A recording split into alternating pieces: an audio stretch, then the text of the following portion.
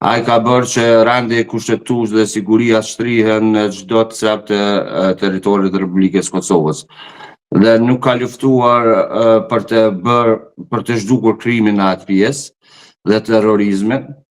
për fushatën e tij, po ka bërë për vendin dhe për qytetarët e Republikës Kosovës në përgjithësi, duke marrë parasysh gjitha nacionalitetet, kombësitë që jetojnë në Republikën e Kosovës, dhe për këtë nuk mund ta thotë askush Albin Kurti dërgoi forcat speciale, dërgoi policinë në pjesën veriore, por unë mendoj që ky ka punuar për vendin e vet, sepse është kryeministri i vendit. Po çfarë mendoni që mund t'i jap akoma në mandatin e tretë Kosovës? Unë mendoj që Kurti ka boll dhe shumë për t'i dhënë Kosovës në mandatin e tretë, sepse populli vlerësoi shumë mirë dhe votoi realisht në një kohë shumë të mirë për zotëri Kurtin, për shkak se zotëri Kurti do duhej në këtë mandat të punoj për mirëqenien sociale të qytetarët dhe në mirëqenien shëndetësore, po ashtu dhe në pjesën e sigurisë. Në pjesën e sigurisë ka filluar, është në dinamik jashtëzakonshme duke punuar, si ministri i forcës sigurisë, po ashtu edhe organet e tjera të sigurisë, për të krijuar çdo gjë që i nevojitet Kosovës. Por për mendimin tim personal, zotëri Kurti do duhet fokusohet shumë në mirëqenien sociale të qytetarëve dhe atë shëndetësore, sepse pjesa shëndetësore në spitalet, gjitha tjerat janë në një katrahur, është investu, po prapë është katrahur, sepse nuk është investu që sa kohë. Është problem në gjitha treva tona. Në përgjithësi, por mendoj që zotëri Kurti në këtë mandat do ta kapë pikësynim sigurinë dhe shëndetësinë. Janë dy gjëra të cilat ndëlidhen me njëra tjetrën. Por për drejtësinë,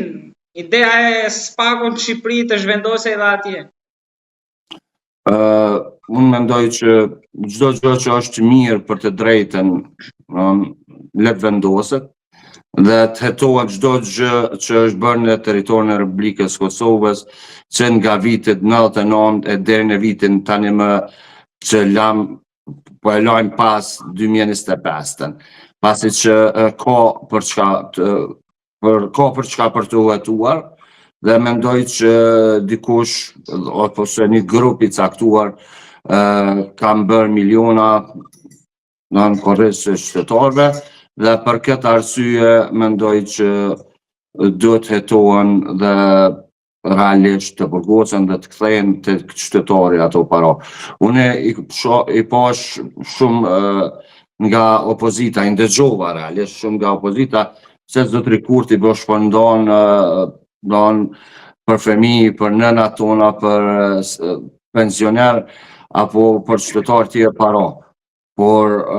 mendoj që më mirë është qytetari të merr ato para se të merr individi.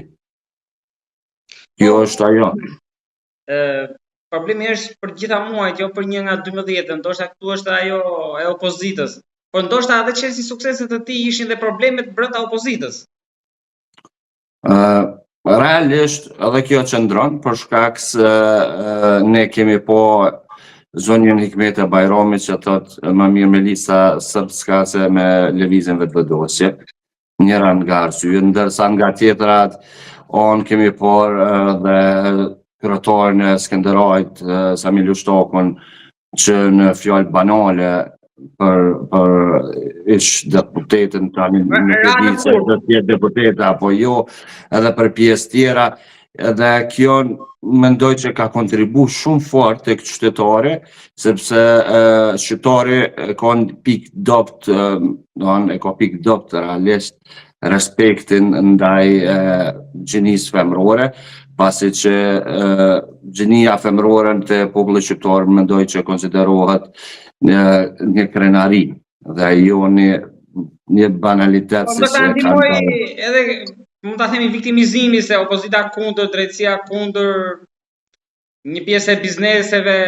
pra ndërkombëtarët po Unë mendoj që ndërkombëtarët jo, sepse Donald Trump e bëri